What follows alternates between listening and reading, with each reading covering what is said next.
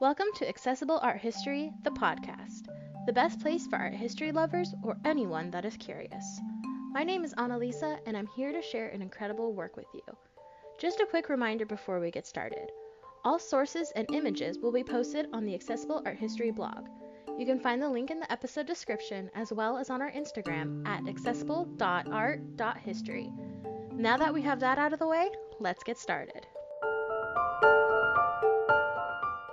In this episode, I am going to be discussing a seminal piece of Renaissance sculpture. David by Michelangelo shows the biblical hero preparing for his battle against the giant Goliath. This work showcases the sheer talent of the artist as well as important tenets of Renaissance art. We are going to explore all of that in today's episode, so to learn more, then keep on listening. Before I talk about the sculpture itself, I think that it's important to give background on the story of David.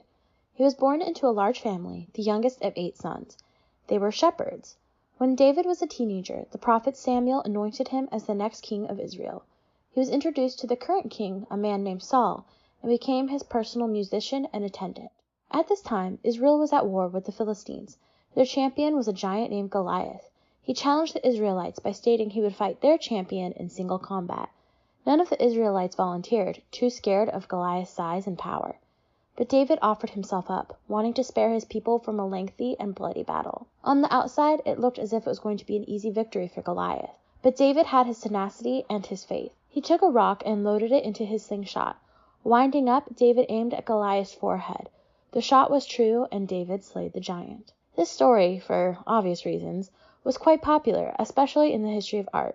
Michelangelo's sculpture is only one such example, but it is one of the most fascinating.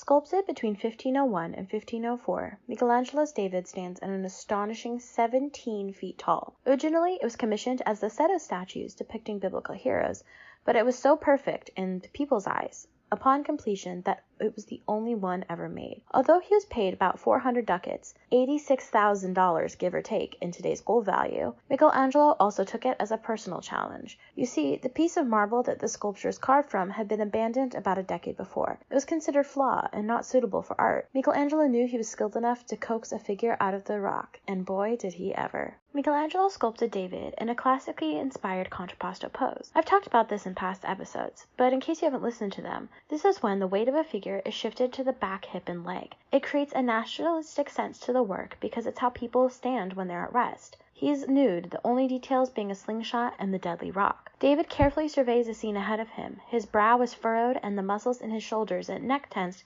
as he realized what's about to happen. The amount of emotion and tension in a single space is simply remarkable. Today, you can visit the sculpture in the Galleria dell'Accademia in Florence, Italy. However, it wasn't originally intended for that space. In fact, the Galleria wasn't even constructed until 1754, 2.5 centuries after Michelangelo sculpted the piece. Prior to this, David was outside, in the Piazza della Signoria, outside of the Palazzo Vecchio. This is the center of the city, where the government operated. He was actually originally meant to be on top of the cathedral, but he was far too heavy to get up there. Because of this, David became the symbol of the city. We'll talk more about this later. In 1873, the sculpture was moved into the Galleria. Due to weather, including acidic rain, David was starting to break down. So the decision was made to move him inside and immediately begin restoration. By 1910, a replica was constructed and is still standing in the piazza today. Next, we're going to dive into Michelangelo's life and his techniques. But first, let's take a quick ad break.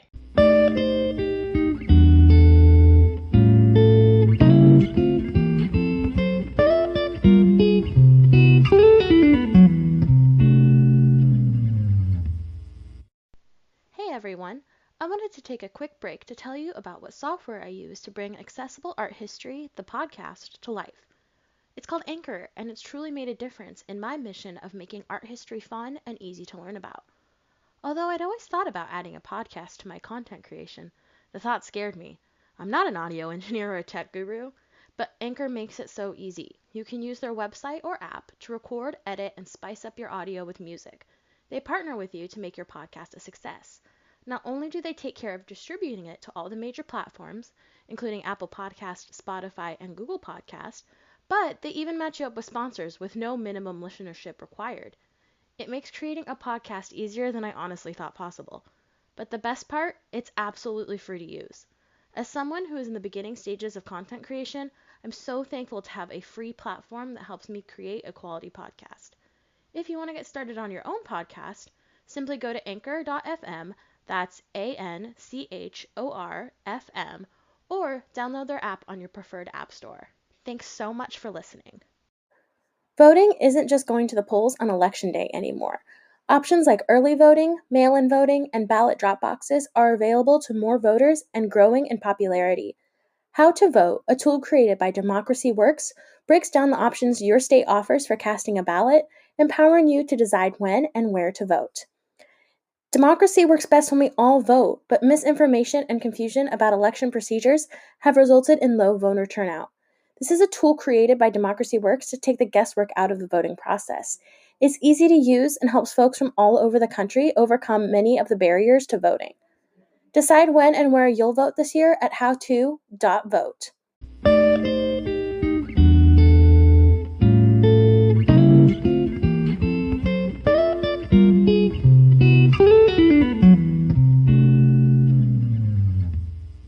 Alright, now that we're back, let's dive into Michelangelo's life. He is one of the most famous names in the history of art. Although he always considered himself to be a sculptor, his painting and architectural skills were equally impressive. In fact, he is one of the reasons the term Renaissance man was coined. Michelangelo's abilities were so legendary that his contemporaries referred to him as Il Divino, or the Divine One. This led to him being the first artist to have his biography published while he was still living. On March 6, 1475, Michelangelo di Ludovico Buonarroti Simoni was born in Arezzo, Italy, a small town in the Republic of Florence. His family had been small-scale bankers and nobles for generations, but their wealth and prestige had run out by the time he was born. In order to make ends meet, his father took a job in local government, which did afford him a few connections. Sadly, Michelangelo's mother died when he was only 6 years old. This marked a turning point in Michelangelo's life. His father sent him to live with a stonecutter and his wife in town. The exposure to marble quarries instilled a love for sculpture that would last his entire life. It wasn't long before his artistic talent was noticed. He was sent to Florence for training and entered into the workshop of Domenico Ghirlandino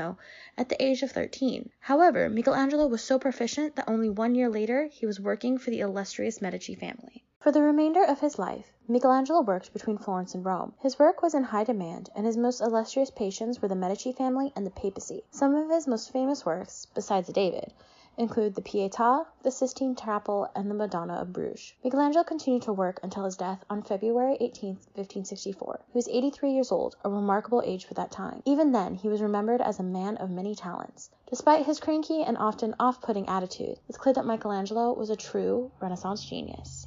As Michelangelo was a native Florentine, it is easy to understand why this piece became a symbol for the city, but it actually runs deeper than that. Florence saw itself as the underdog of the Italian city-states. It had a different form of government than everyone else, and was also a bit smaller. Rome to the south had the papacy, and Milan to the north was run by former soldiers. So it's no surprise that they had to keep their eye out for threats. In his story, David was also the underdog. Nobody thought he was capable of beating Goliath, yet he did and became king of Israel. Florence identified with the spirit, and David became a symbol of pride. In fact, it was situated in the piazza with David staring in the direction of Rome, a not-so-subtle gesture. Ironically, Michelangelo likely got much of his inspiration for this piece during his time in Rome. In the early 16th century, numerous archaeological digs were occurring around the city. In fact, on more than one occasion, the Pope himself, Julius II, sent Michelangelo out to survey the scene and claim any artifacts for the newly built Vatican museums. This allowed the artist exposure to some of the greatest works of the classical world, including Laocoon and the Snakes and the Belvedere torso. It helped Michelangelo to not only understand the human form better for creating Contrapposto, but exposed him to the idea of the heroic male nude motif. One of the most prominent Renaissance elements of this work, besides the ode to classical sculpture, is the sense of rationality. Everything is balanced. David's body is symmetrical and proportionate. Although we can see he is tense about the events to come, he isn't out of control. These are things that were prized during this era in history, and Michelangelo combined them masterfully. David by Michelangelo is a pillar of Renaissance sculpture. Not only does it represent an inspirational biblical story, but it shows off the tenets of the artistic style. It is a masterpiece and a beautiful ode to Florence. Make sure to tune in next week when I wrap up Season 4. The final episode will be about the School of Athens by Raphael.